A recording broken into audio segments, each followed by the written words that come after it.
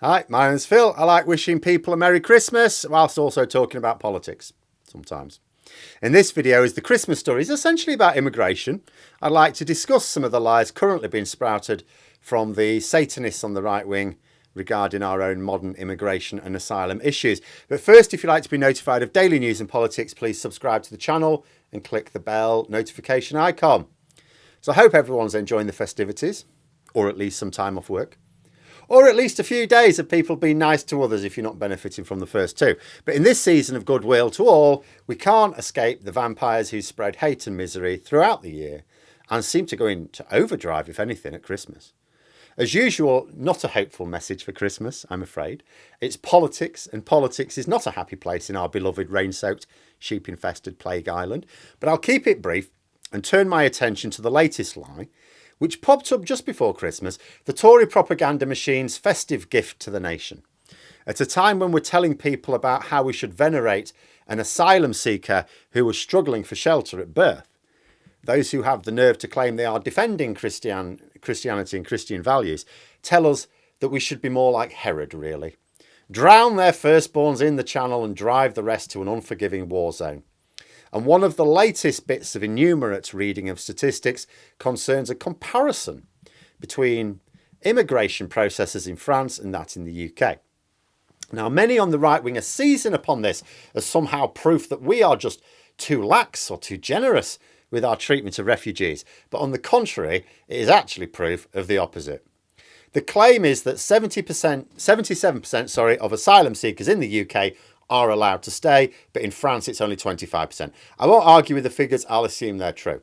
Because what they're doing is they are claiming that this is proof that our asylum processing system needs to be tightened up. Well, we're letting in 77%, they're only letting 25%. What's going on? You know, we're letting too many through. But this is a conclusion only possible from someone with no serious understanding of mathematics. Now, fair enough, most people don't have a serious understanding of mathematics. But what it's actually showing is if the approval rate is higher for the UK, what that means is there is a higher proportion of asylum seekers in the UK who are genuine. That is just a mathematical fact. For an asylum application to be successful, there isn't a different process in the UK and France.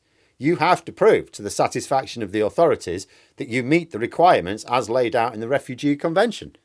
And the process in the UK is ultimately seen by a government who are clearly attempting to demonise asylum seekers.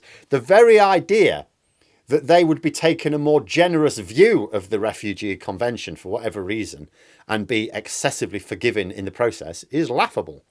The bottom line is that it's very difficult to get to the UK. Far too difficult for genuine asylum seekers. As a result, it makes sense that the vast majority of people who are able to claim asylum here would be genuine, because the risk to their own life is only worth it if the risk to their own life by not seeking asylum is greater. Then there's another comparison with France. So if the claim is that the UK are too generous with asylum seekers compared to France, which is already ridiculous at this point, then that would suggest that we're taking in more refugees than France, wouldn't it? In actual fact, there are about 500,000 refugees in France. In the UK, it's less than 250,000. And that's actually a big jump up for the UK. It's a result of accepting some refugees from Ukraine and Hong Kong. Now, France and the UK are very, very similar. Basically the same in terms of wealth, size of economy, population. Really very similar countries. We have a few little differences when it comes to cuisine. Yet France have more than double the number of refugees that the UK has. So the idea that the UK is being too generous with taking in refugees is a complete nonsense. The reality is that France provides safer routes to claiming asylum and so has to deal with way more cases. This is why the rate of success for claimants is lower, not because they're taking a tougher line. And it's worth reflecting on just what sort of society allows the people who spread these lies, and they're deliberate lies, because it's really easy to look up the facts, why we allow them to have such a far-reaching voice. These same people argue that those fleeing war or persecution should go somewhere else. We don't care. They say, why are we sheltering them when our own veterans and key workers are living in such terrible conditions? But then when you suggest that we shouldn't be letting our own military personnel, veterans and key workers live in terrible conditions, then they bang on about people being greedy if they ask for more money or better facilities. How it costs too much, how we can't afford it. The only people these gobshites ever show solidarity with are the extremely wealthy. Whether it be people or just faceless corporations, doesn't matter. They will back those to the hilt under all circumstances. But whenever anyone, a person, is in real need of help, the support's never there for them, is it? Never there. I just wish more people were able to critically consider what sort of world some of these people are suggesting we live in.